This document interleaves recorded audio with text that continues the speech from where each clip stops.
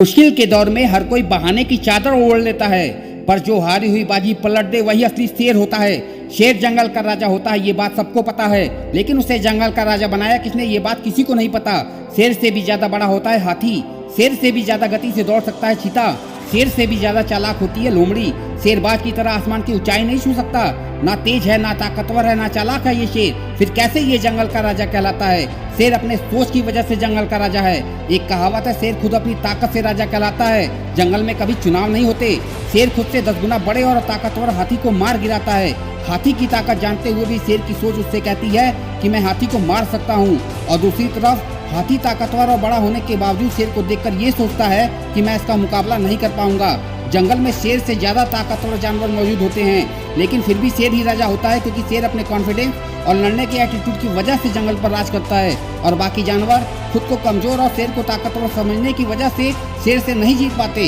याद रखना, अगर आप में काम को लेकर ऐसा एटीट्यूड और कॉन्फिडेंस है कि मैं इस काम को कर ही लूंगा, तो आपको दुनिया की कोई भी ताकत जीतने से नहीं रोक सकती। अगर शेर की तरह जीना है तो सबसे पहले उसकी तरह निडर बनना सीखो।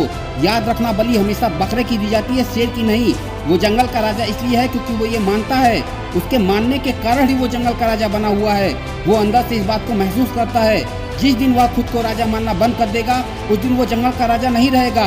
हमारे जीवन में भी सुबह उठने से लेकर रात को सोने तक पूरे दिन हमारा खुद पर यकीन ही हमारे दिन को संचालित करता है। हम परिस्थितियों के सामने हार न मानकर उनसे लड़ते हैं, या उनके खिलाफ हार मानकर चुपचाप समर्पण कर देते हैं। ये इस बात पर निर्भर करता है कि हम खुद पर कितना यकीन करते हैं। जिन लोगों को अपने आप पर अटूट विश्वास होता है, वो विपरीत परिस्थितियों में 2-4 कदम पीछे जाने से नहीं हिचकते। वे कदम पीछे हटाने में जरा भी नहीं घबराते, क्योंकि वो जानते हैं कि परिस्थितियों के अनुकूल होते ही वो बहुत तेजी से आगे बढ़ेंगे।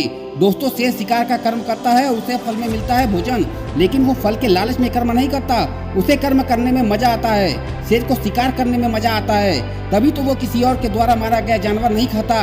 यही बात आप पर भी लागू होती है। अगर आपको कर्म करने में मजा आने लगा तो आपको फल अपने आप ही मिल जाएगा।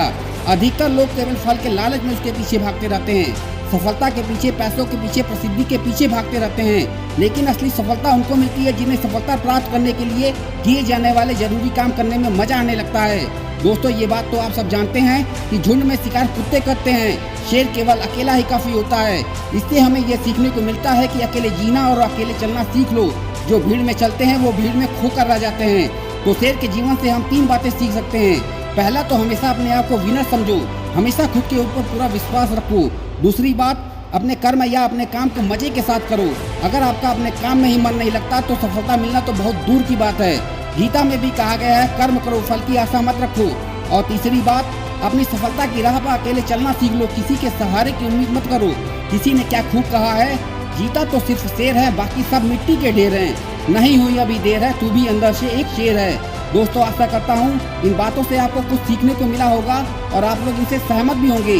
अगर ऐसा है तो इस वीडियो को ज़्यादा से ज़्यादा शेयर कीजिए और मेरे चैनल को सब्सक्राइब करना मत भूलिएगा। मैं मिलूंगा आपसे अगले वीडियो में एक नई ऊर्जा के साथ, जो आपको दिखाए एक सही दिशा। देखते रहिए RS मोटिवेशनल स्पॉट।